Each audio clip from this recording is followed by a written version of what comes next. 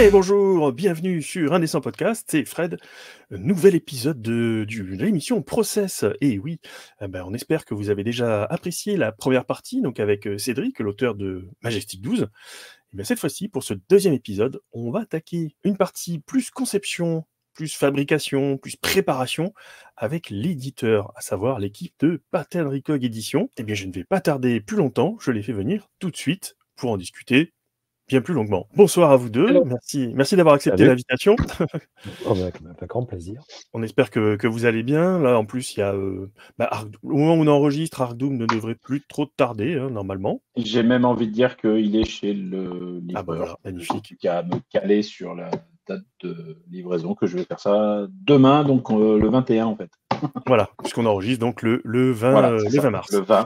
Donc c'est arrivé hier chez mon dispatcher. D'accord. En plus, bon. C'est à Marseille. Ça se rapproche. C'est ça bon. n'a jamais été aussi près. Et en plus, je fais partie des quelques-uns qui ont pu négocier pour récupérer l'ouvrage à Troll et Légende. Elle est pas belle la vie, c'est magnifique. Fin de la petite aparté. Comme vous avez vu donc le principe de l'émission ce soir, donc Process, c'est essayer de décrypter comment se passe la conception d'un jeu de rôle depuis l'idée dans le cerveau de son créateur jusqu'à ce qu'on ait le bouquin, alors que ce soit PDF ou physique, hein, bien évidemment, et qu'il soit joué par les joueurs jusqu'à un an après la sortie pour voir un petit peu comment ça se passe. Donc voilà un petit peu le déroulé de Process. Donc première partie, c'était la conception et la création du jeu. Et là, avec vous deux, j'ai envie qu'on aborde la partie vraiment éditoriale, les allers-retours entre vous en tant qu'éditeur et l'auteur, les affinements, les mécaniques, la préparation de la gamme et tout pour le financement. Mais avant de vous poser ces questions-là, je vais déjà aborder avec vous la question de votre ligne éditoriale chez Pattern Recog Edition. Une ligne éditoriale chez nous, c'est une ligne éditoriale what the fuck en fait. Non, c'est une ligne éditoriale où on marche, les gens qui le savent, on l'a déjà expliqué chez toi, on l'a déjà expliqué chez d'autres, pour faire simple, parce qu'on va pas essayer de faire des répètes, mais ça marche au coup de cœur pour beaucoup. Ça marche pour nous deux. On a des coups de cœur, soit l'un, soit l'autre, soit des fois en commun. On se dit là, ça, il faut qu'on le fasse, c'est pour nous. Oui, non, non, oui. On réfléchit et généralement, ça part comme ça. On a quand même des cœurs de cible qui sont toujours à peu près dans les mêmes, en tout cas, taille de jeu en fait. Et on s'évite d'aller voir des grosses licences, on s'évite d'aller faire plein de choses parce que ça nous correspond pas. Je veux faire des choses un petit peu plus indé, des choses un petit peu plus barge, un petit peu plus punky, un petit peu plus qui sortent des sentiers battus. Donc généralement on va se pencher vers ça. Voilà un petit peu la ligne éditoriale en résumé de Pattern Recog. Et la question qui suit, qui est logique, hein, puisqu'on va parler de Majestic 12, c'est la rencontre avec l'auteur, avec Cédric, pour éditer Majestic 12.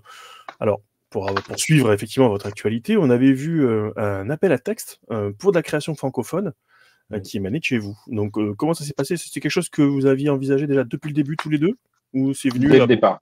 Dès le départ déjà? Dès le départ, on s'était dit que c'était même un objectif, c'était un des objectifs principaux en fait de notre création quand on a créé la boîte. On s'est dit on va faire des choses qu'on aime, qu'on voit chez les autres, mais on veut faire de la créa française. D'accord. Et donc on s'était toujours gardé ça dans la tête. Et donc on avait décidé de faire notre appel à texte, qui n'est pas oublié d'ailleurs. On a un texte qui est validé et deux autres qui sont pour parler, même si avec les problèmes qu'on a eus, on n'a pas pu trop être réactif sur certaines choses, mais on les a pas oubliées. Pour Cédric, j'ai envie de dire que c'est même pas passé forcément par l'appel à texte. Ça a été une démarche de lui en fait. C'est lui qui est venu nous voir, car cet homme doit être fou, car dès le départ, il a aimé ce qu'on faisait. Donc je pense que soit il n'a pas toute sa santé mentale, mais soit il lui manque des cases. On va pas lui dire. On va pas lui dire qu'il le verra pas, il regarde pas de toute manière. Non. Donc voilà, il s'est rapproché de nous parce que ça a été un des premiers soutiens effectifs. Il nous a toujours soutenus dans nos jeux, dans nos trucs. Il a toujours été là, il a toujours kiffé ce qu'on faisait en fait. Ouais, depuis Hypertellulaire. Un jour, ouais. Et au Fige 2023, on a quelle année? Oui, 2023. 2023, ouais. C'est l'an dernier. 2023. Voilà. Au Fige 2023, il s'est rapproché de nous en disant moi j'ai ça. En glissant son petit kit d'initiation qu'il avait fait à l'époque tout seul. C'est ça, ouais, dans un petit top bag là, il m'a chopé entre deux allées, il m'a dit tiens, j'ai ça, regardez et dites-moi. On a regardé. Ça n'a pas pris Et longtemps. non. À la fin du week-end, quasiment, on avait déjà regardé. Et à la fin de la semaine d'après, on lui a dit banco. On fonce. Ça nous plaît. Kiff. Donc voilà. D'accord. Donc il est passé entre les mailles du filet de votre appel à texte, quoi, du coup. Puis l'appel à texte, c'était un moyen de contacter des gens qui n'avaient pas forcément le contact avec nous, des choses comme ça. Donc en fait, on avait mis une date butoir pour le dépôt, mais c'était pas une date butoir pour Vita Aeternam. Et d'ailleurs, on en reçoit encore. Ah. C'est ce que j'allais dire, justement. Vous en avez reçu beaucoup, des projets de jeux, des choses comme ça? Sur l'appel à texte initial, on en a reçu 9. Ah oui, c'est quand même pas mal. Parce que c'était 2-3 mois, je crois, hein, c'est ça, hein. Ouais, c'est ça. Alors, c'était beaucoup des projets qui étaient avancés. Certains projets étaient très avancés, playtestés, replaytestés, etc. D'autres qui étaient plus en gestation et qui demandaient plus de... Et puis là-dedans, on en a choisi effectivement 3 qui sortaient du lot par leur thématique, par leur approche, qui étaient un peu moins classiques que les autres peut-être, parce que c'est effectivement ce qu'on recherche. Et c'est vrai qu'on a laissé passer le temps. Après, l'appel à texte était pour nous aussi un moyen de faire savoir aux rôlistes et à la communauté rôliste et des auteurs qu'on était ouvert à ça. Et qu'on n'allait pas faire que de la traduction. Parce qu'on l'a fait assez tôt, après la naissance de la boîte. C'était 9 mois après ou moins d'un an après. Ouais, c'est ça, ouais. Ouais, moins d'un an, ouais, à peu près. Ouais, moins d'un an après. Donc c'était pour bien marquer cette volonté de faire de la VF. Quand Cédric est arrivé avec son kit d'initiation, il y avait quand même déjà un jeu qui était quasi fini. À quelques tweaks près, quoi. Il fait beaucoup de playtests. Il fait playtester tous ses scénarios. Je confirme. De nombreuses fois. Nombreuses fois. Donc là-dessus, c'est vrai que pour nous, ce côté-là est assez confortable. On sait que les scénarios sont testés, on sait que le système tourne. Donc on n'a pas trop de reprises. Et puis, on en parlera un petit peu après des dangers d'aller présenter un travail en éditeur. Oui, justement. Ça veut dire qu'il faut accepter que l'éditeur ait un regard critique et pose les mains sur le bébé à un moment, tu vois. De dire, non. Fasse des choix. L'éditeur fasse des choix. Ouais, de faire un travail éditorial de toute façon, quoi. Des corrections, des apports, des choses comme ça. Puis on peut trouver qu'un jeu est très bien, une idée est très bien, mais l'éditeur doit notre idée, c'est de laisser beaucoup de liberté à l'auteur, mais il faut que le jeu se vende, quoi. Que ce soit un jeu jouable et vendable. Et qu'est-ce qui vous a attiré justement dans Majestic 12 ? C'est un mix de tout ou c'est quelques éléments en particulier qui tout de suite vous ont tapé à l'œil ? Alors moi, je vais dire 3 trucs. Le point de vue déjà, parce que pour une fois, on ne joue pas les gentils. C'est l'homme à la cigarette de X-Files, c'est pas le gentil. Le parti pris graphique, parce qu'il a bossé... ce kit d'initiation de Cédric était très complet. Il avait déjà bossé avec des illustrateurs, avec qui on va travailler d'ailleurs. On a gardé les mêmes illustrateurs, donc Guillaume Janté pour les illustrations et Lise pour les portraits. Les portraits. Donc c'est du noir et blanc, c'est très posé, ça a une belle ambiance dedans. Et le truc qui m'a vraiment accroché, c'est années 60, 70, 80. C'est quand même des années qui sont très peu explorées. Hors nostalgie, en fait. Elles sont explorées dans la nostalgie avec Tales from the Loop. On a la nostalgie des années 80, l'enfance des années 80. Mais il y a très peu de jeux qui explorent ces années sans aller tomber dans la nostalgie, quoi. Effectivement, ouais. Et après, c'est vrai qu'on en avait discuté avec lui justement dans la première partie, donc on vous mettra le lien dans la description de toute façon. Effectivement, c'était son choix de se placer sur cette période, vu les influences, les séries qu'il a pu voir et autres. Et surtout, c'était son choix, en fait, comme il l'expliquait, c'est surtout avant Internet, pour que les joueurs, justement, n'aient pas un éventail d'informations trop faciles à avoir, quoi. On galère. Voilà. Recontextualiser l'ambiance et du coup, avec les problèmes de communication avec les machins. Donc ça, c'est vraiment génial. Et effectivement, moi, c'est le pitch, quoi. Voilà. Jouer l'homme à la cigarette, c'est pas où avec JC. Et ça, c'est énorme, quoi. Twist, le fait de faire une partie, de commencer à faire des recherches et puis au bout d'un moment, c'est hop. Ça, il faut pas que ça se sache. Donc, et tu pars sur un principe où il faut tout cacher. Donc, il y a un petit aller-retour émotionnel que je trouve qui est assez sympa. Ça change un peu, justement. Et donc, c'est ce postulat-là qui nous a séduit, quoi. Ouais. Et comment ça s'est passé, donc, les rapports avec Cédric, du coup, maintenant, sur la partie contractuelle? On a dit qu'on n'en parlait pas. La partie contractuelle. Il a fallu parler avec ses 3 avocats déjà. Ah oui. Déjà, c'était lourd. Ah oui. Non, Ça a été vite fait. En fait, on a lu au fige, on a montré notre intérêt à la fin du week-end. Après, on a échangé, parce qu'on est quasi voisins avec Cédric, et on habite à 30 km l'un de l'autre déjà. Ouais.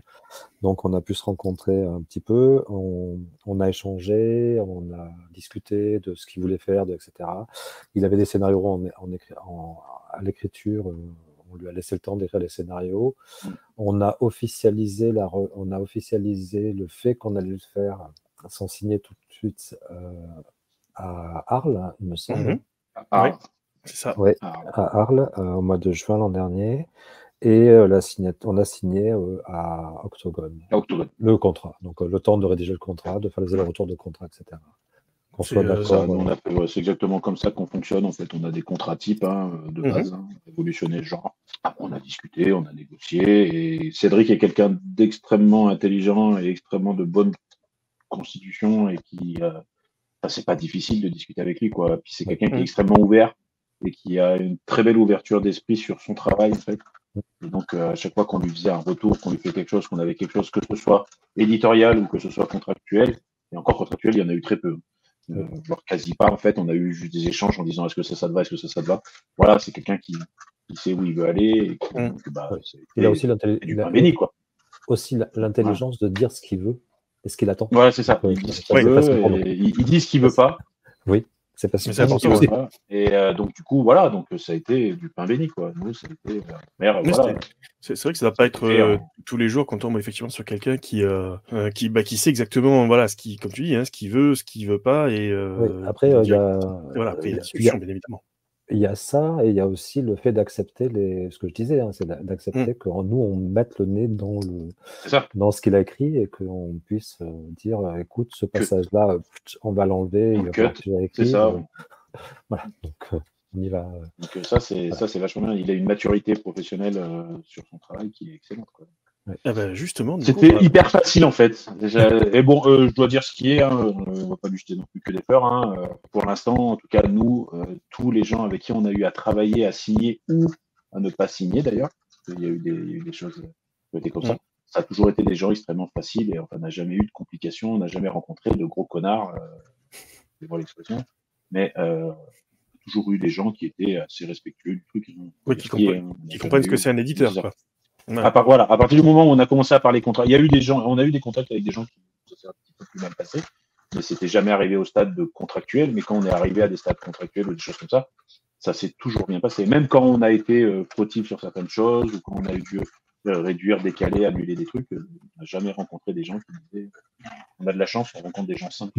Justement, il en reste.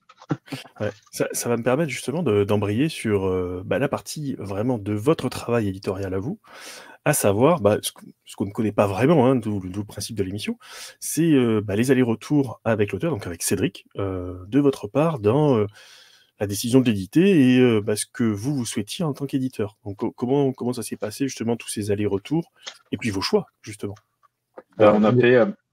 Vas-y, JC. Ouais, alors les allers-retours ne sont pas terminés parce qu'on est quand même en phase d'élaboration du projet toujours là. Cédric nous laisse la liberté de l'objet en fait, globalement. C'est-à-dire la façon du design intérieur. Il tenait à ce que ce soit Guillaume et Lise qui soient les illustrateurs, ce qui nous va très très bien parce que ils ont très bien rendu l'ambiance, il y a une vraie patte.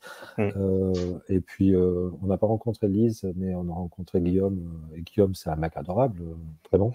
Il est au-delà de savoir très bien manier la plume. C'est aussi un créateur de jeux assez formidable. Enfin, il fait des choses qui sortent vraiment d'ordinaire et qui sont vraiment très très bien. Et puis, c'est quelqu'un de vraiment adorable, avec qui travailler, c'est un plaisir.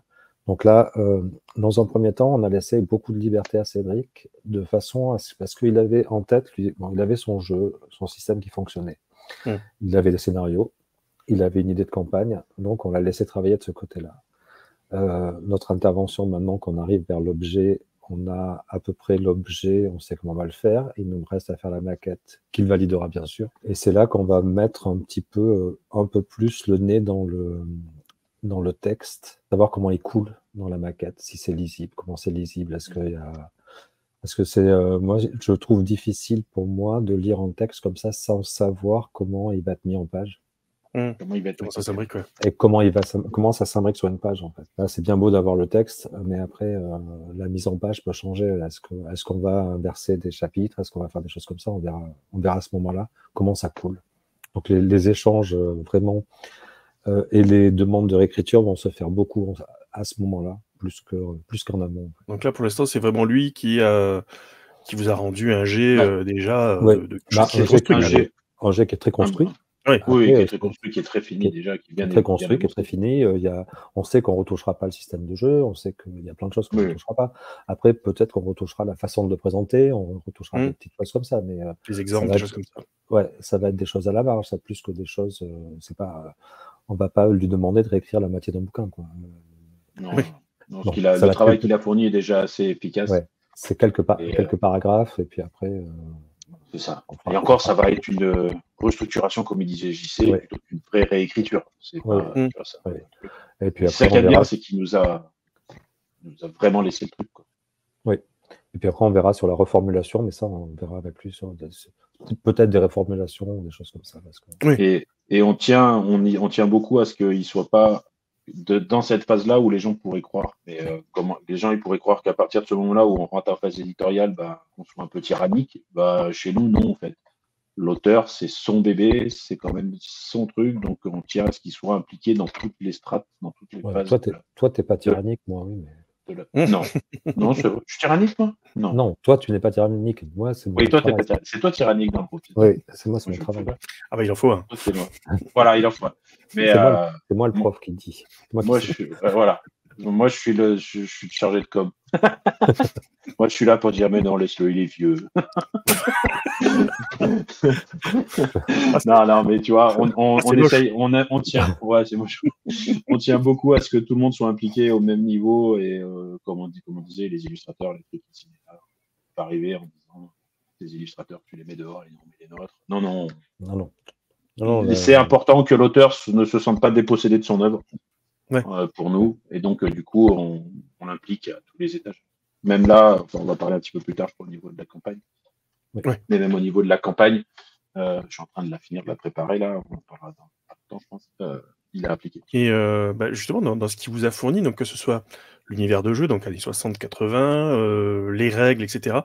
Tout ça, donc ce serait plutôt de la reformulation, maquettage à revoir, plutôt que de remettre les mains dans le cambouis, quoi. C'est vraiment le truc, c'est ce qui est très bien avec le projet de Cédric, c'est que, j'en ai parlé, on va le répéter, c'est que il est ultra playtesté. Oui, c'est ça. Il est ultra playtesté. Il a fait des itérations.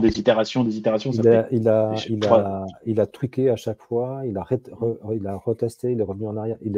Son système, il fonctionne. On va pas lui dire non, mais intuitivement comme ça, la lecture, ça marche pas. Non, on peut pas lui dire ça. Donc ça, on le retouche pas. Après, ce que je dis, c'est là-dessus, un système fonctionne, l'expliquer pour que les tables qui vont y jouer le fassent fonctionner correctement, c'est autre chose. C'est un autre problème. Donc c'est là qu'on parle de reformulation, mais le cœur du système, on le touche pas. Les scénarios, c'est pareil, il les a testés et retestés, il les a fait jouer à plein de gens. Ces scénarios, ils fonctionnent. On va pas retoucher du tout les scénarios. Donc, oui, c'est effectivement du pain béni parce que le travail qu'il a fourni en amont est quasi fini. Donc, du travail que nous, on n'aura pas à faire. Voilà, c'est le travail qu'on n'aura pas à faire. C'est-à-dire qu'on va pas aller chercher Bien sûr qu'on va passer par un correcteur, bien sûr qu'on va passer par ça, c'est d'autres phases. Ça, c'est pour s'assurer que le texte, ça fait partie du travail. Mais on ne va pas passer par quelqu'un dont le métier est d'écrire pour réécrire des parties que Cédric aurait complètement foiré, quoi. Il a réussi son jeu et on va garder cette patte. Ouais, il faut pas non plus standardiser les jeux. En fait, on pourrait passer par un truc très standard et on enlèverait en fait une grosse partie de l'âme du jeu. Et l'âme du jeu, c'est Cédric qui l'a amené. C'est pas nous. C'est ça. Nous, On va notre rien travail, faire. c'est On préserver. va l'accompagner. Nous, C'est ça. celui On va le de préserver Noël, et on va l'accompagner. Ouais, c'est ça. C'est tout, quoi. Communiquer, préparer le financement. Ouais. Et justement, toujours pour rester, pour terminer sur la partie vraiment éditoriale contrat en tout cas. Donc il y a le contrat avec l'auteur. Oui. Il y a aussi donc pour que on ait un produit fini qui arrivera après financement. Il y a aussi donc le contrat avec les relecteurs, ce que Oui. vous disiez, avec les illustrateurs, Oui. maquettistes, ça c'est vous Les ou maquettistes. c'est en externe? C'est en externe. Ce sera en externe, certainement. En externe, Ce sera en ok. externe. Et est-ce que et l'imprimeur aussi, Oui. forcément. Mais il ne faut pas l'oublier, lui. Ouais, ce que j'allais dire. Pas, lui. Vous faites déjà vous avez déjà à peu près le nombre de pages, vous arrivez déjà à avoir à faire On des a à devis. peu près- On a déjà, on a approximativement, on a un nombre de pages qu'on sait qu'on va viser. Ça va fluctuer plus ou moins 10. À chaque fois, on fait comme ça, en tant que produit de base. Puis on sait à peu près, on sait le format qu'on veut appliquer sur le bouquin. Donc, on sait à peu près l'espace, enfin, le nombre de pages que ça va faire. Donc, on a commencé à établir des devis. On voit, on anticipe. Et puis, c'est ça, en fait, comme ça que ça va marcher. On essaye de réfléchir à qu'est-ce qui va rendre le plus d'honneur au récit, enfin au bouquin qu'il a fait. Il y aura 2 livres. C'est ce que je vais vous demander. On va faire 2 livres. On va faire un livre de base et un recueil de scénar. Donc ça, c'est sûr. Et ça va nous permettre de pouvoir justement anticiper. Il va y avoir des paliers. J'ai du mal à dire le mot. Il va y avoir des paliers. Il va y avoir des choses. Pourquoi? Parce que c'est une discussion qu'on a eue avec Cédric et c'est là aussi où c'est vrai que nous-mêmes, on n'aurait pas fait de palier, mais c'est une discussion qu'on a eue avec lui, que j'ai eue avec lui au téléphone. Et c'est son bébé, et donc il faut aussi qu'on fasse des pas vers lui. On fait des pas vers lui, ça ne veut pas dire qu'il nous l'a imposé, hein, mais c'était logique dans son raisonnement, c'est logique qu'on propose des paliers. Donc autant y aller puisque c'est son idée aussi de base. Et donc, et sur une créa française, je considère que c'est quand même assez important de respecter. Donc, la première campagne Pattern Recog avec des paliers de financement. Incroyable. Des paliers. Des paliers. Il y aura peut-être même un écran. Non, je rigole. Ah ouais, non. Quoique. Écoute, si tu veux, tout ça, c'est des discussions avec Cédric, en fait. Non, ouais. On implique Cédric, c'est son bébé. Nous, on est là pour l'accompagner au mieux. Il nous fait confiance. Donc, c'est à nous de lui faire confiance, à écouter et à pas le. Il faut. C'est un échange, quoi. Il nous a rien imposé. Hein. On s'est fait des brainstorming. Pour moi, on n'est pas dans un rapport éditeur-auteur. On est. Ouais, voilà. On est tous au même niveau et on est horizontal et on discute tous ensemble. Et voilà, il a autant le droit de citer et de dire que nous. Ça n'empêche pas que peut-être on peut avoir le dernier. On aura le dernier mot. Enfin, on aura le cut sur certains trucs qu'on jugera, même si un jour, pour l'instant, c'est jamais arrivé, s'ils ne tombent pas d'accord avec nous. Voilà, quoi. En fait, ça n'arrivera pas, quoi. Il y a plein de choses qu'il ne sait pas, mais il ne sait pas qu'il ne va pas choisir le papier, il ne sait pas que. Ouais, c'est ça. Oui. Il y a plein de choses où nous, on a notre ligne éditoriale, enfin, notre façon de travailler. Et donc, dans ces cas-là, c'est sûr qu'on va. Mais on va essayer de repartir sur des choses un petit peu qui sortent de l'ordinaire. Il y en a qui diront. C'est peut-être old school, il y en a peut-être qui diront c'est peut-être plus classique alors que vous avez proposé des trucs what the fuck, mais en fait ça colle parfaitement avec notre ligne éditoriale et notre logique qu'il y a derrière Pattern. On est bien, quoi. Donc vous lui avez pas encore dit du coup que c'est du papier 60 grammes et avec les reliures collées comme à la grande époque, quoi. Du papier vous l'avez pas encore dit. Agrafé même. Tout collé, ça coûte cher, il est fou lui. Le prix que ça coûte. Non. On va faire des choses, on va pas péter plus haut que notre cul, on va pas mettre la maison en péril non plus pour un projet comme celui-ci. Donc on va le respecter dans la manière où il mérite comme tout autre projet. C'est pas parce que c'est une créa française qu'on va le bâcler ou qu'on va le faire d'une façon différente. Et puis même s'il y a des paliers, c'est des paliers qui sont raisonnés. C'est ça. Voilà, c'est parce qu'il y a un côté itération, il y a un côté où il y a une augmentation possible du truc. Donc, il l'a évoqué lors de la première émission, effectivement, qu'il y aurait effectivement pour la partie scénario. Quoi, hein. Donc, c'est quoi, en fait, ça va être ça. Il va y avoir des scénarios, il va y avoir des choses. Et puis, il y a tout un. C'est pas une nouvelle, hein, mais il est très proche de Freemail, qui fait aussi beaucoup de choses. Et J'ai envie de dire, moi j'aime bien quand on peut faire travailler plein de monde. Donc c'est pas impossible qu'il y ait des surprises qui soient faites. Bah voilà, qu'il y ait des choses, des propositions. Ils nous font des propositions, on leur fait des propositions, on leur pose des questions.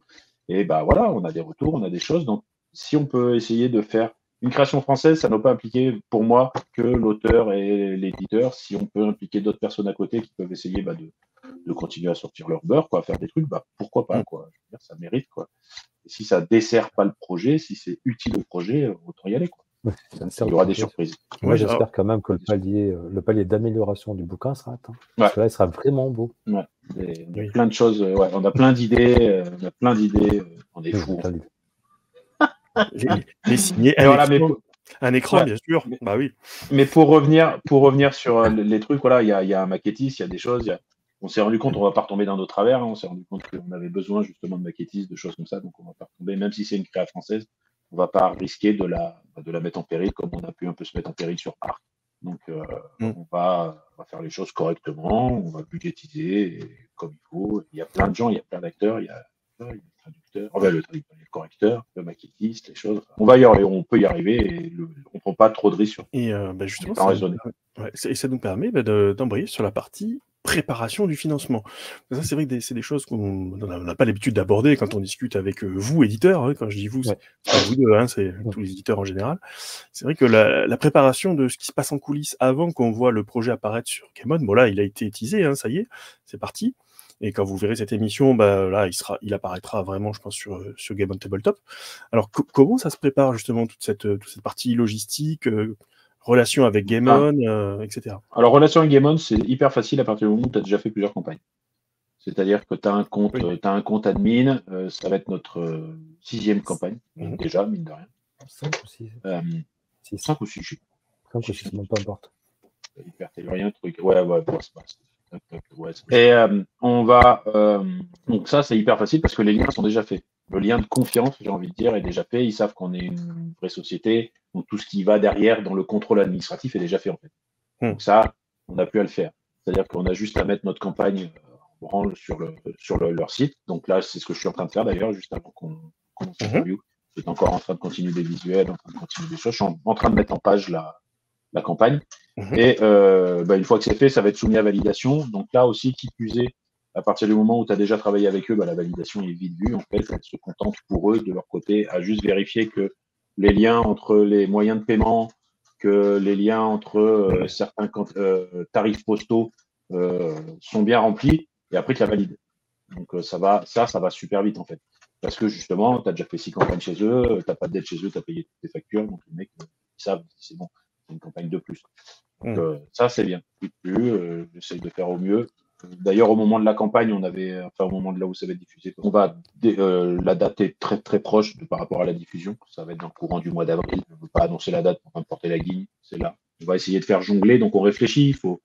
On essaye de pas trop s'emballer. J'avais décidé une date, par exemple, plus tôt. Mais je sais pas pourquoi, dans ma tête, je pensais que ça allait être une bonne date. Et puis, en fait, non, je me rends compte. Alors que les autres fois, on l'a pas fait cette erreur. Hein. Tant mieux, on l'a rectifié à temps. Mais on fait à cheval sur 2 payes, donc ça va être à cheval sur 2 mois, calendaire. Donc non, voilà, donc on essaye. C'est ça, comme on fait une campagne. Hein. On fait des visuels, on dépasse, on recommence, on fait des tests, on essaye de rendre ça touchy et sexy, et puis après on dort plus pendant 1 mois. Oui, voilà, en faisant F5 régulièrement sur la page back-office. Ouais, en se disant, mais pourquoi les gens ils se sont enregistrés et qu'ils ne payent pas, qu'ils ne laissent pas. Et pourquoi il y a des gens, ils t'envoient des messages, ils te disent une fois que c'est fini, que tu n'as pas réussi, ils te disent ah, mais je voulais PG une fois que c'était réussi. Pourquoi Pourquoi t'es con Quand je plaisante, quoique. Mais voilà. Donc, je rappelle à ceux qui vont écouter ça maintenant, cette émission, les petits éditeurs comme nous, on aime bien quand c'est PG tout de suite. Oui. Pas besoin d'essayer d'attendre, de dire ah, mais si j'avais su, j'avais PG, j'avais attendu la fin. Non. C'est dès le départ qu'on a besoin d'un gros sentiment de confiance. Oui, puis ce qu'on remarque aussi, c'est vrai que je rebondis là-dessus avant de repasser la parole. Et c'est pas qu'en France, hein, chez les anglo-saxons, j'ai vu la même chose.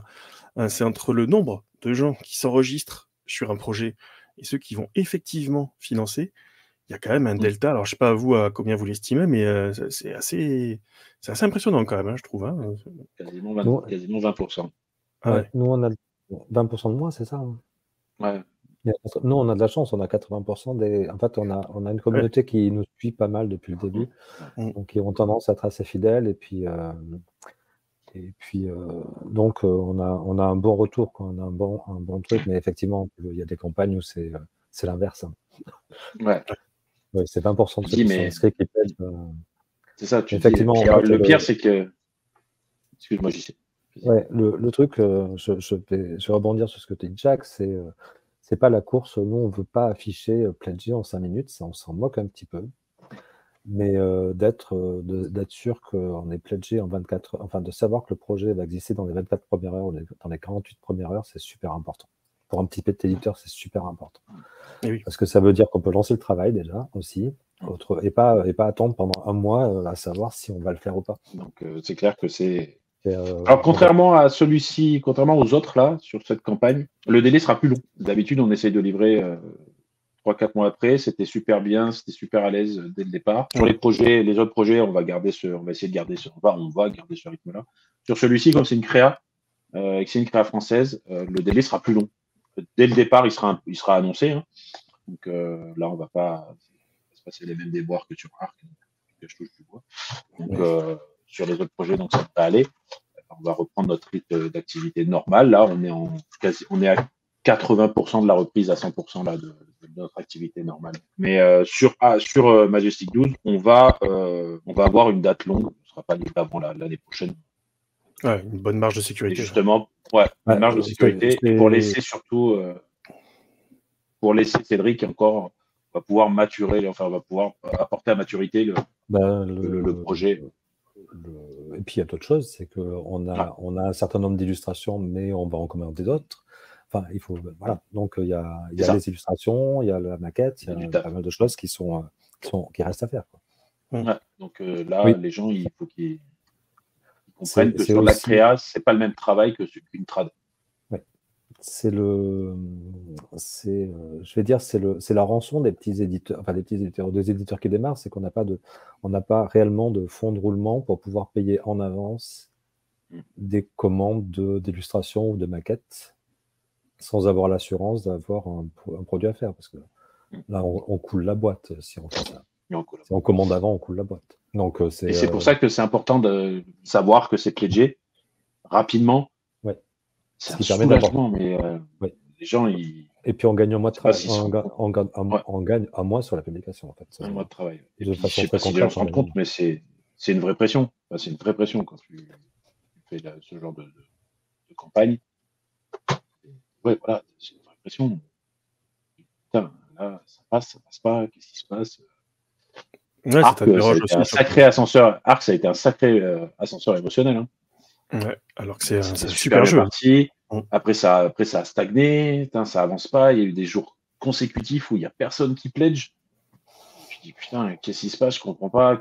Où j'ai merdé? Alors, tu te remets en question, mais un truc de ouf. Tu te dis, mais où c'est que ça a merdé? Qu'est-ce qui se passe?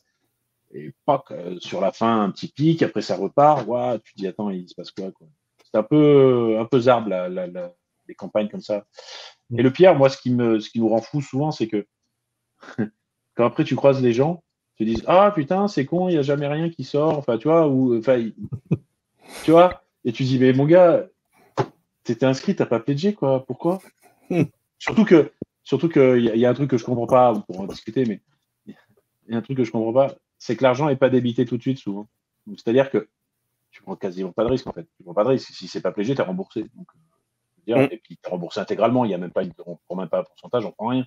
Donc, sur des petits éditeurs, et attention, je pense pareil pour le jeu de société, pour tous les petits éditeurs qui viennent et qui font des projets Ulule, des financements participatifs, faut les aider dès le départ, quoi, parce que c'est ça qui fait le sel, quoi. Enfin, c'est ça qui dit, mais les gars, outre l'argent que tu lui promets, puisque pour l'instant il n'a pas été débité, outre les trucs que tu promets, l'encouragement que tu lui donnes, c'est un truc de dingue. C'est inquantifiable. Tu lui donnes une respiration, quoi. Tu lui donnes un battement de cœur à l'éditeur, hein.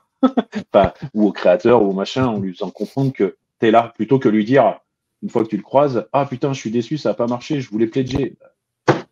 Il vaut mieux rien dire. Tu dis fallait, quoi.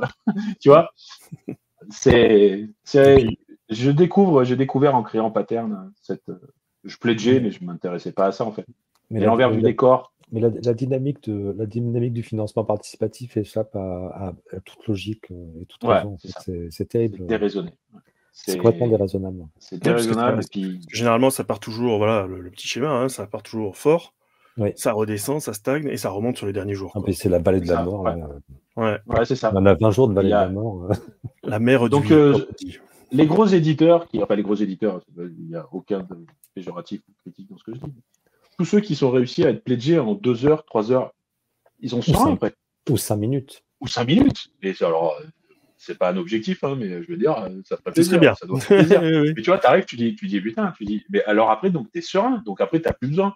T'as juste envie de regarder où c'est que vont tes paliers, où vont tes choses. Et tu sais que ton projet va sortir. Mais tant que t'as pas été pledgé, en tout cas, je vois pour des gars comme nous et pour la taille de notre boîte, on respire pas, quoi. Ouais, puis j'allais dire, pour être plus prosaïque, c'est aussi quand on est en gestion de projet, plus vite tu es financé, plus vite tu peux te projeter dans tout ce que tu dois terminer de commander, c'est ça, le Gantt. Voilà, tout ce qui va avancer ton Gantt, hein. C'est ça, tu fais avancer ton Gantt. Je veux dire, là, alors que là, tu dis, pour l'instant, je suis en stand-by. Et j'ai envie de dire, tu vois, il suffit qu'il se passe quelque chose dans les vies de tout à chacun et ça peut faire prendre du retard. C'est quasiment ce qui s'est passé, quoi. Le retard qu'on a eu, ça vient pas que de là, hein, mais ça n'a pas aidé, quoi. Je dis, putain, qu'est-ce qui se passe, quoi. C'est anxiogène. Donc, pledgez. Vous ne pledgez pas, mais vous inscrivez pas. Vous vous inscrivez pas et puis vous venez pas ensuite voir Pattern Recock pour leur dire « Ah, si, j'avais su ». Ouais, c'est ça.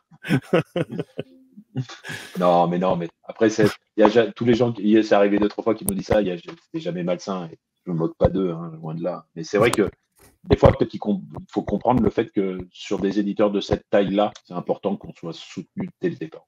Ouais, mais j'allais dire, peut-être pour relativiser aussi quand même, parce que on peut parler d'éditeurs qui sont déjà là depuis plus d'années que vous, qui ont une taille plus importante, qui publient beaucoup plus de gamme.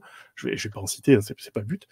Mais c'est pareil, quand tu prends des grosses licences, que tu fais de l'avance de trésorerie pour payer les licences, et ton projet n'est pas tout de suite financé, ça doit être bien tendu aussi, comme on dit. Hein. Il y a certains copains, quand on voit les campagnes des copains, même les gros, hein, oui. Tu te dis, putain, là, mais il doit faire de l'huile quand même, quoi. Tu te dis, là, ça passe pas, quoi. Donc, c'est chaud, quoi. Mais à chaque étape, il y a des problèmes. Hein. Chaque étape, quelle que soit la taille, des boîtes, elles rencontrent des problèmes, et c'est les mêmes. Hein. C'est juste la proportion du problème qui change. Donc, voilà. Donc, c'est compliqué, les campagnes. Toute cette période-là, moi, pas très... Enfin, je suis un peu stress à chaque fois, quoi. Et cette partie préparation de financement, ça prend combien de temps à peu près pour vous?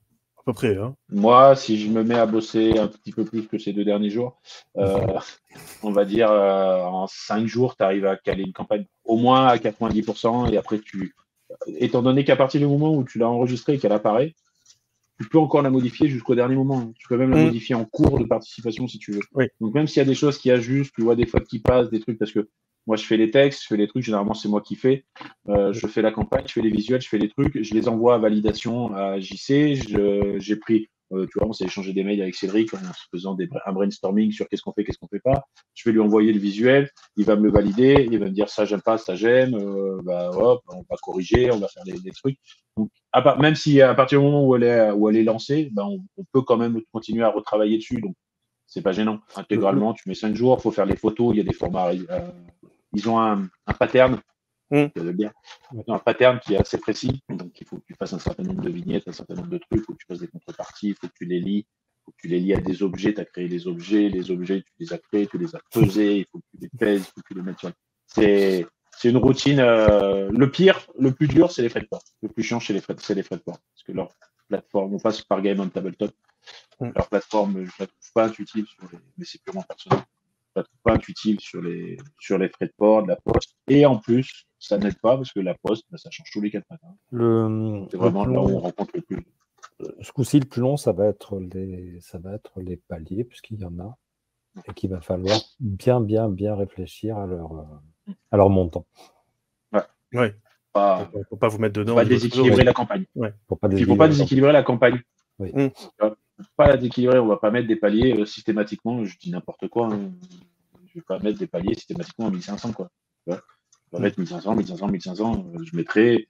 Ça veut pas dire que je vais faire ça n'importe comment, mais bon, il faut les réfléchir, quoi. On va y faire. Ça veut pas dire qu'il y en aura peut-être pas à 1500, hein, c'est pas ça que j'ai dit, hein, mais faut. Parce que j'entends déjà les gens qui disent mais il avait dit dans la vidéo, j'ai pas dit ça. J'ai dit qu'il ne sera pas systématiquement à tous. Tu vois. En plus, il ne faut pas lui rappeler parce qu'il est capable de faire un palier à 1490 rien que pour faire chez lui. Ouais, juste pour dire, tiens. 1499,99. 1500, voilà, c'est ça. Donc, non, mais voilà, on essaye de faire. Bah, c'est toujours comme d'hab, hein. Les gens qui nous suivent, nous connaissent, on essaye de faire ça. On essaye de rester honnête avec nous-mêmes. Et on essaye de rester honnête envers les gens qui nous suivent en priorité, et enfin, les gens nos clients, quoi. Donc, on va faire ça le mieux possible. Puis en plus, vous avez eu dès l'origine, vous avez eu la transparence aussi de dire que les sommes que vous demandiez, elles correspondaient peu ou prou au coût quasi réel de ce que ça peut coûter de produire un bouquin. Ah ben, de toute manière, là aussi, ça changera pas. Hein. On va pas démarrer à 2000, quoi. Comme on l'a déjà dit, on se paye pas, nous. Hein. On se paye pas. En fait, on pourrait commencer à 2000 si le coût réel du livre est de 2000, mais il ne sera pas de 2000 parce que c'est ça. Ça peut être qu'un coût d'impression à 2000, mais là, puisqu'il y a des illustrateurs, il y a Maquettis, ça a un coût, tout ça. Donc ça sera plus, c'est certain que ce sera plus. Mais voilà, mais ça encore, la somme qu'on va demander, elle ne servira qu'à payer le livre, en fait. Le livre et les droits de Cédric, nous, on va encore toucher. Et les illustrateurs. Oui, enfin, quand je dis voilà, les illustrateurs, tout ça et tout, le maquettiste, tout ça et tout, le correcteur. Donc, mais sinon, le reste, on n'aura que dalle, quoi. Donc, en tout cas, sur le financement, voilà, c'est pour ça que c'est compliqué pour des boîtes comme nous, parce que justement, on n'arrive pas à faire des pledges, on n'arrive pas à faire des campagnes hyper bénéfiques qui nous permettraient de faire peut-être une campagne, parce que comme on l'a toujours dit depuis le début, moi, mon objectif, c'est de me passer de campagne participative un jour. J'espère avoir les épaules. Ouais, on en rigole avec JC, mais parce que pour l'instant, c'est pas encore ça. Mais j'espère avoir les épaules. C'est un choix personnel. J'espère un jour avoir les épaules de pouvoir me passer de faire des campagnes. Ouais, de pouvoir faire des avances de trésor. Que je suis quelqu'un qui devient un gros éditeur qui me permette et je laisse la plateforme à des jeunes créateurs. Enfin, tu vois, mais c'est ça, je ne critique pas ce que font les autres. Là aussi, c'est pas une critique envers ce que font tous les autres. Non, parce que la plateforme, le financement participatif reste quand même une campagne marketing. Et donne énormément de visibilité à des projets. Enfin, c'est ça, exactement. D'ailleurs, on travaille, c'est pas un secret, hein, on fait une co-aide sur certains trucs avec tout ça et tout. On reconnaît l'intérêt et c'est pour ça que. Justement, compliqué. Ça me permet de terminer sur la toute dernière question, comme ça on pourra clôturer l'émission. C'est sur la partie communication. Donc il y a déjà le fait d'être en financement qui est en soi à la fois d'avoir la trésorerie, mais aussi de la communication. Mais est-ce que vous arrivez maintenant, au fur et à mesure, à vous projeter dans je mets des guillemets, hein, mais un plan communication pour justement assurer le fait que... On est nuls. On est nuls. On est des ostrogoths, on est des vieux ostrogoths, une réactivité d'un modem 54K.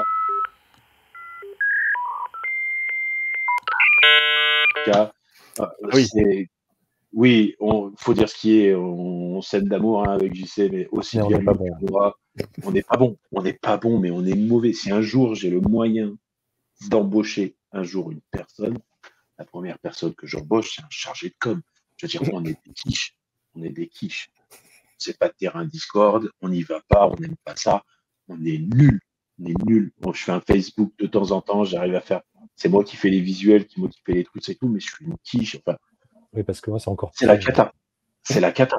Là-dessus, on s'excuse encore. On s'en excuse. C'est pour ça qu'on se rattrape par notre transparence, parce qu'on ne peut pas mentir, on ne peut pas dire aux gens. Mais non, vous comprenez. Pour la peine, vous verrez passer en insert une image de quiche avec un bruit de modem 56K. Oui, super. Ça, quoi.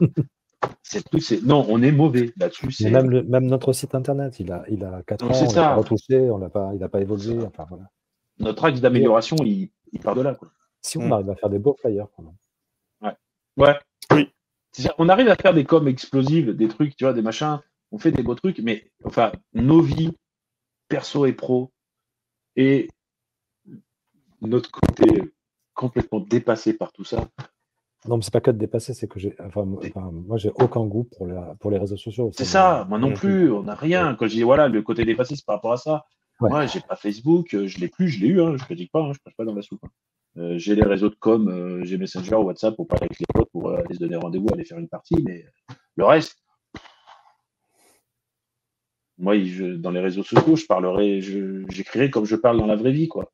Donc, si tu me casses les pieds, je te le dis, quoi. Et il faut pas. JC dit à chaque fois, non, réponds pas. JC, des fois, il m'envoie un message et il me dit, Jack, t'ouvres pas ce mail. Donc, déjà, qu'est-ce que je fais? J'ouvre le mail et il me dit, et tu réponds pas, c'est moi qui m'en charge. Ok. Tu vois, enfin, non, on n'est pas fait pour ça. On n'est pas fait pour ça. On est très mauvais, on s'en excuse encore. On s'en excuse, parce que je sais que c'est pas. Après, je préfère qu'on le dise plutôt qu'on essaye de faire quelque chose où on se rate. On essaye juste d'être honnête, en fait.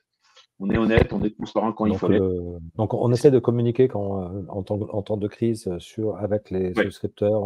Voilà. On joue la transparence là-dessus, mais sur le reste, non, on n'est pas bon.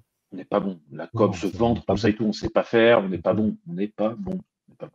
Et on n'aime pas ça. On n'est pas bon et on n'a pas envie d'être bon, en fait, parce qu'on n'aime pas ça.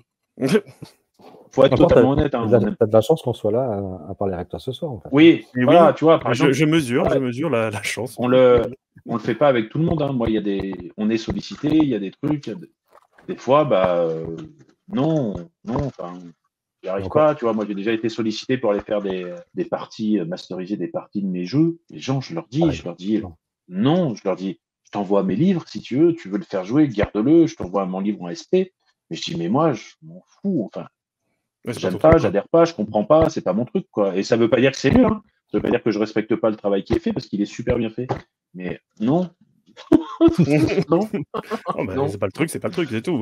Voilà, c'est ça. On n'est pas bon là-dessus, on n'est pas bon. Donc, la com, on essaye de communiquer avec le peu de réseaux qu'on a. Je fais une campagne, des fois, je finance une publicité sur Facebook pour le lancement de la campagne ou des trucs comme ça. J'essaye quand même, je suis pas de teubé quand même, tu vois. J'ai des gens qui suivent Pattern, il y a bien chaque fois qu'il y a une campagne. Ils voient bien qu'il y a une évolution, on essaye de faire des news, on essaye d'y penser, on essaye quand même de faire des trucs, mais on fait le strict minimum, en fait. On fait le strict minimum, pas par fainéantise, mais très souvent par manque de temps. Il faut dire ce qui est aussi, par nos vies. Très, très, très souvent par manque de temps, mais également aussi par méconnaissance du fonctionnement exact du média. Ouais, surtout les réseaux de com, en plus, sont complètement atomisés et dispersés maintenant. Oui.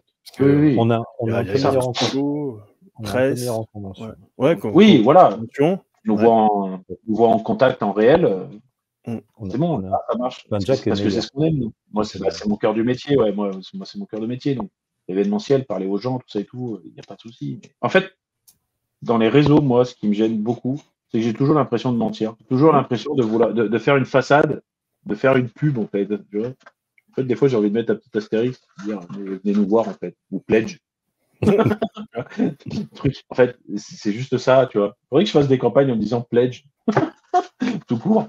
Et tu vois, le côté, j'ai toujours l'impression un peu d'enrober. Je vais faire un truc, enfin, je sais pas. Je préfère que les gens viennent me voir. Ça s'appelle la com, ça, Jacques. C'est ça. Enrober pour faire vendre, c'est la com. C'est ça. Et moi, ça, j'aime pas ça, quoi. Donc, tu vois, on n'est pas prêt de. D'accord. Donc, si un jour on a de l'argent, sachez qu'on va prendre un community manager. Pas besoin d'envoyer vos CV tout de suite, on n'a pas de thunes. Donc, ça sera payé en visibilité et en reconnaissance. C'est café, peut-être. Non. Visibilité, peut-être pas, mais il aura un jeu. Non, mais c'est vrai que j'en rigole et ça ne veut pas dire qu'on se moque de la communauté ou des gens qui savent. Mais c'est que nous, on n'est pas des deux vieux dinosaures, c'est pas notre type. Voilà. En tout cas, merci pour tous ces éclaircissements parce que c'est. On se rend compte que c'est quand même un sacré taf entre le moment où on voit un jeu qui nous intéresse, comment c'est le travail éditorial, la partie trésorerie, qu'est-ce qu'on peut avancer, qu'est-ce qu'on ne peut pas avancer, en quoi le financement est vraiment utile. Bon là, on a quand même pas mal de réponses et d'éclaircissements de votre part, donc déjà, un énorme merci. On se reverra de toute façon pendant le financement, ça sera l'occasion de refaire un point d'étape en tout cas, qui est justement de voir si vous arrivez à être financé rapidement, comment vous gérez la pression, comment on peut relancer la machine, voilà, des petites questions peut-être un petit peu pointues, puis bon, en tout cas déjà aborder en live le financement lui-même, et puis de voir tout ce qui sera proposé. Et puis on aura l'occasion de se recroiser en salon, festival, avec vous, avec Cédric. Oui, beaucoup. Voilà, les légendes, oui, Zerberg. Bah oui, pareil. Kaiserberg pour JC, Troll et Légendes, ce sera moi. Il y aura RPGers pour moi, il y aura Octogone pour JC, je vais faire Roll & Troll à Gemnos aussi. Très bon festival à Gemnos. Et puis il y a peut-être au mois de juin là en Bourgogne, non? À côté de Besançon, je sais pas. Voilà, il y a ça. En plus, j'ai maintenant l'opportunité d'avoir un tout petit peu plus de lisibilité on a l'opportunité grâce à l'ivresse. Parce que souvent, j'arrive à me greffer en tant qu'auteur pour eux. Je me greffe, j'ai un petit rythme, je réussis à... Donc peut-être aux Imaginales, du coup. Oui, aux Imaginales, on verra. On verra comment ça se passe, parce que les stands sont pas grands et chers. Et donc, mais on essaye, quoi. Enfin, voilà, je sais que on essaye de faire pas mal de choses. Et puis, il y a la coédition avec Stéphane, enfin, avec Dead Crows aussi, qui arrive là. Pour le Roi en jaune, ouais, tout à fait. Une belle campagne, un beau truc, tout ça et tout. Et ça, c'est. Voilà, donc, on est toujours là, on sera toujours là. Ok. Ben, en tout cas, voilà, je vous remercie à nouveau tous les deux pour le temps que vous avez consacré, parce que je sais que c'est jamais très évident avec nos vies trépidantes, n'est-ce pas? Et puis, ben, on se retrouve. Merci à toi. Merci de ton accueil. Ben, de rien, et avec grand plaisir. Et puis, on se retrouve, donc, comme je vous disais, en live ou en enregistré pour la suite de Process Majestic 12. À bientôt. Salut. À bientôt. Salut. Salut. Merci.